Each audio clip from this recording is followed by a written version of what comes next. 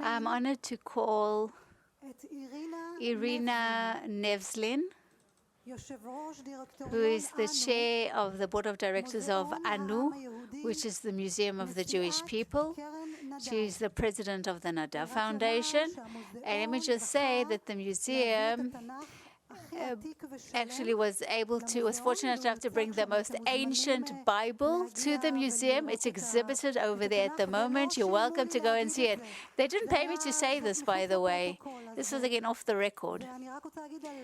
But I do want to say something about Ms. Nevzlin. She is a very unique persona. She's a leader in her field. I'm so happy she has come to talk to us on this very important topic, which is Israel and world Jewry, and is the solidarity intact? Thank you.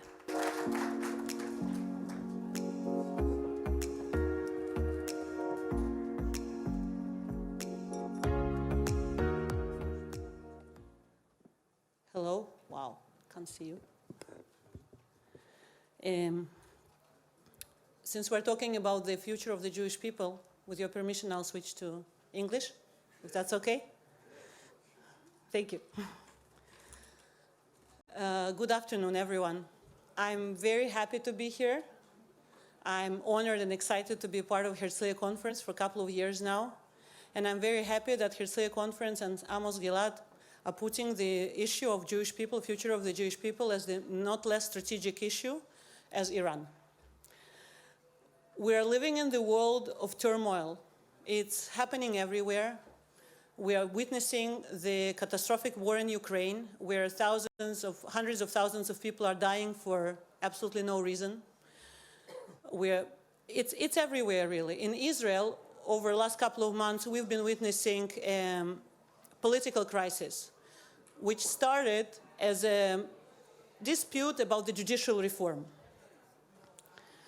We all know that this goes much, much deeper than judicial reform. We are ancient people, we're building a very young country, and we're experiencing an identity crisis. We cannot decide what the country of Israel and what the Jewish people will look like in the future. For thousands of years, we lived as a minority. Then, 75 years ago, thank God, Israel was born.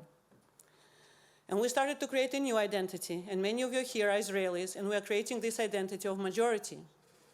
And majority is a very different set of mind.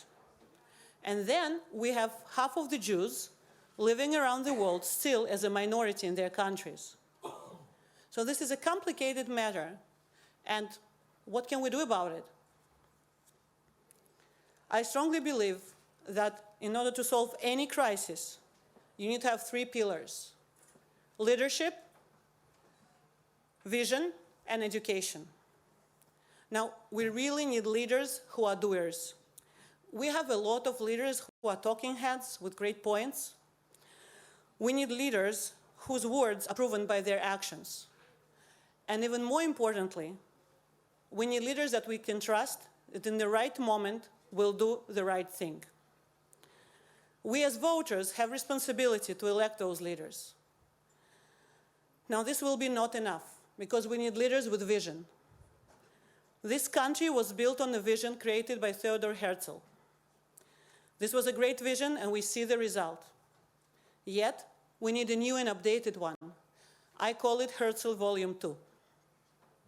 We focus too much on irrelevant political semantics, on whether somebody is left or right, and it's very important, but it's not working anymore. What we really need to focus on is what the majority of people care about. And I would tell you, I honestly believe that 90% of the people care about absolutely the same things. We want to live in a safe place. We want to have clean air. We want to have clean water. We want to maintain our dignity. We want to live fulfilling life. And not less important, we want to make sure that our kids get relevant education, which is relevant to their lives in 2023, not relevant 50 years ago when the programs were written. Education requires deep and profound reform everywhere in the world.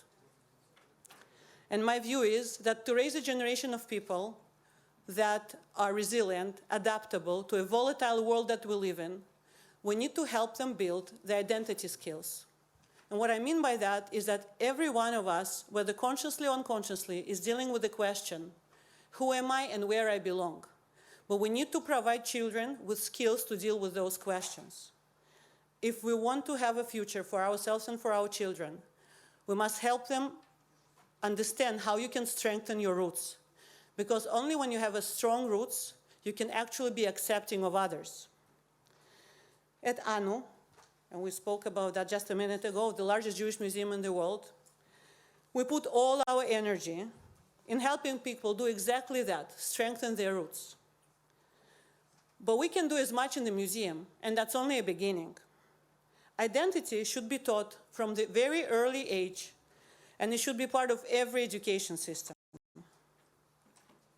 So although we have a lot of crises everywhere in the world, I'm very optimistic, and I'll tell you why. I'm genuinely very optimistic.